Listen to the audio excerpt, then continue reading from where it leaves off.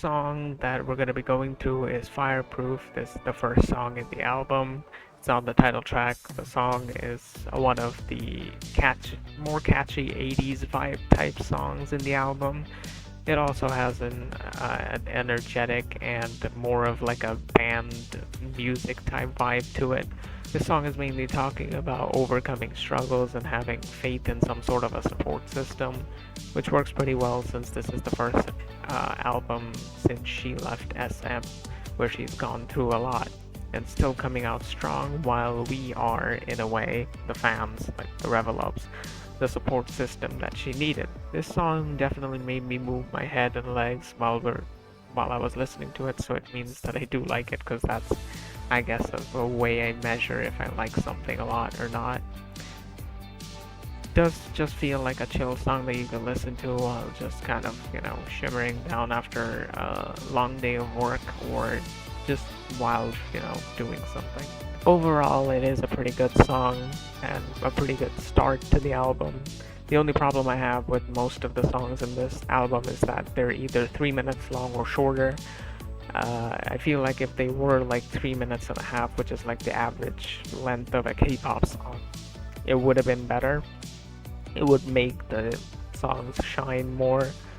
But I rate this song an 8 out of 10.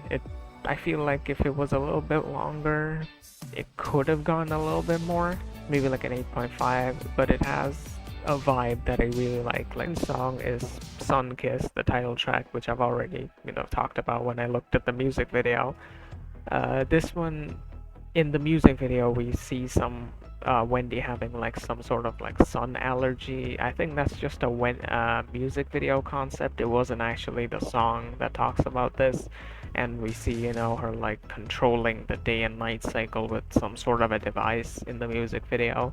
But the translated lyrics focus on light, warmth, hope, embracing brightness, and running towards like a better place, or being in like a better situation, I guess you can say, whether it's in your mind or physically. This song is in the alternate pop genre, mixing piano, guitar riffs, bright and upbeat vibes. I personally really like this song from the get-go. When I first heard the teasers, I already liked the song. The chorus is the nicest part of the song, and her vocals are, as always, really fucking good in the song. This definitely deserves to be the title track in this album. In my opinion, I feel like it really does work very well with the sort of vibe the album was trying to put out, and the whole music and vibes really work together to make a really good song. Overall, a good really good title track with really good vocals and music. This song also has the same problem of being shorter than 3 minutes. I think it's like 2 minutes 50 or something like that. But this one feels more fulfilling of the vibe it was trying to give off, from what I feel like, I guess. I rate this one 9 out of 10. This song is still kind of stuck in my head, and I do randomly just start singing this song, so I do like it. And I feel like I really like the last minute of the song. Next song that we're gonna go through is Existential Crisis, the third track. This one is a bit more indie rock, punk inspired music, like the background music. The music is a bit messy, but I like it. I feel like it fits the song pretty well since it's called Existential Crisis, so it being kind of messy works. The lyrics have a theme of anxiety, self-doubt, and tension, and all that, all that shit that makes us panic, stuff like that. I really like this song. The first time I heard it, it's really catchy and upbeat, even though, I guess upbeat does work since it's, someone having a literal existential crisis, and that sometimes does kind of give people, panic attacks and stuff like that. This one is really short. This is the shortest one in the album. It is only 2 minutes 23. This song, I felt like when I first listened to it, I thought it was going to be like, when I was getting really excited, the song just ended, which kind of sucks, but I really do still like this song. Overall, the music, the vocals, all of it work pretty well together to make a really good song that definitely fits in this album. Mix of a lot of emotions in the songs. so it does work. The messy tunes but emotional lyrics makes this song feel raw and human in my opinion. I rate this song a 9.5 out of 10. I really like this song as a whole. I just wish it was longer. This one is probably in my top 3 in the album. Next song that we're going to be talking about is Hate², fourth song in the album, third to last song. This one also has a really upbeat type of music, but this one is more personal for Wendy since Wendy wrote and composed this song. The lyrics talk about things like dealing with insecurities, external judging from other people, referencing, like the whole Korean standards, or just like, beauty standards, or just people expecting idols to act a specific way and stuff like that. Basically pushing back against other people's expectations. The square in the name is supposed to mean to like double down on being like what she wants to be instead of, being what is expected of her. It's a pretty good way to portray the struggles that idols like her have to go through day by day just because they're idols, like they were picked to do this. This one is 3 minutes long, and I feel like this one being just 3 minutes works pretty well. Overall, I really like this song as well. It definitely has personal value. Personal value to Wendy as she's more involved in it, and it talks about all of the pain that she's had to go through while she was in SM for the last 11 years, and just being an idol in general, being told what to do every day and night, and feeling like you have no free will must have felt exhausting. And also seeing people just constantly hate her for literally no reason.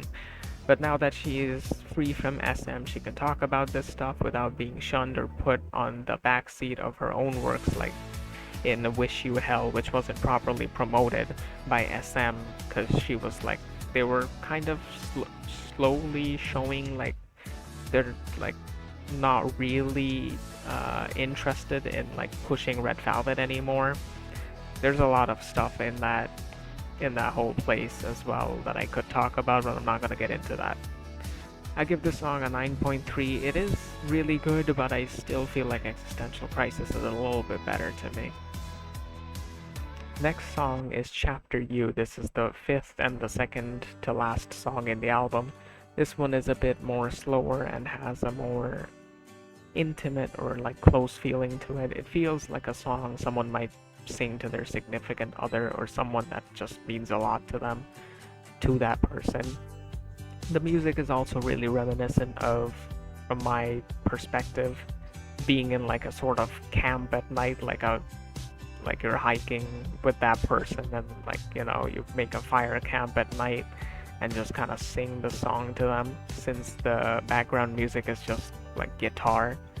This one is also in full English instead of being mixed, so you can understand what she's saying for the most part, unless, I can read Korean, but I don't understand all of it, so it talks about how someone is in Wendy's mind even when she doesn't want them to be there, showing that she's trying to portray like someone falling deeply in love with someone or just feeling love for the first time, wanting to have that feeling to last and longing for the feeling. The main point of the song is that she wants to start a new chapter with that person. That's why it's called Chapter U. Basically portraying that longing that people have when they fall in love, wanting to stay with that person and starting a life with them. This song hits me hard since, well, if you don't know, my first crush was Yeri. Yeri is from Red Velvet. And Wendy is also in Red Velvet. So it feels like Wendy is just singing to me like what I felt back in 2020. Makes me feel like I'm 13. It feels like I'm just listening to the things that I felt back then. And Wendy's singing it to me, I guess. Overall, a really good song. This one is definitely in my top 2. This one is a tearjerker, as I just said, because it feels like something that I've felt before. And, well, I have. Having that sort of longing for, like, a sweet sort of, feeling of love that everybody wants, and I want that too. I rate this song a 10 out of 10. I feel like I can't give it less than that, or else it'd be doing this song a disservice. To be honest, I want to listen to this song with my partner if I, yeah, I ever have one. I don't know if I will, but but this, as I just said, this is my second favorite, but it is pretty close to reaching first place as well. I believe the last song in the album. This one was released before the album as a sort of epilogue to the album. This one is the most emotional sounding, and it is emotional. It talks about believing in hope, love, hate, and sorrow. Basically, trying to show that even in dark times, some we always kind of like hold on to something to stay in, place and not break apart. And there's comfort in that in itself. The melody, the piano work, the softness of the vocals, all of it mixed together to make the song really peaceful and nice to the soul. This one personally is the one that I just really love. The music, the vocals, all of it is just, it feels like a piece of heaven to me.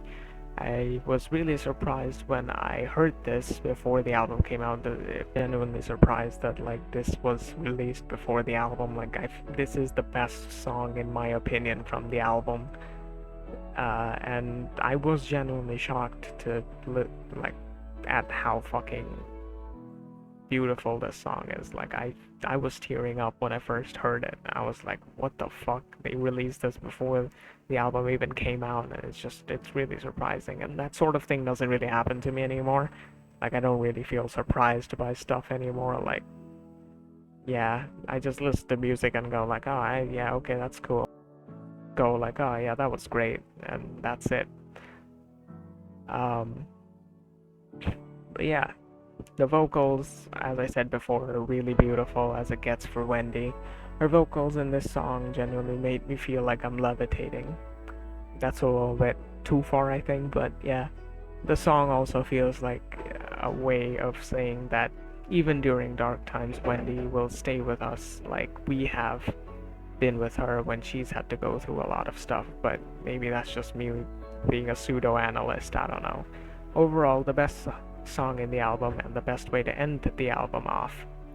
It is kind of surprising that this was released before the album. I feel like SM would never do this.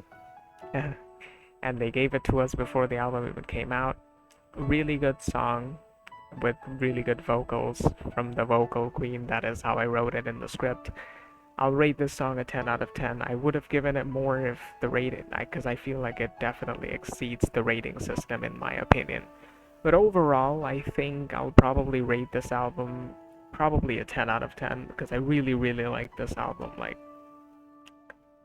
the first time I listened to all of the songs, I was like, okay, this is really good. Like I was genuinely surprised and I really liked it. But yeah, I think that's basically it.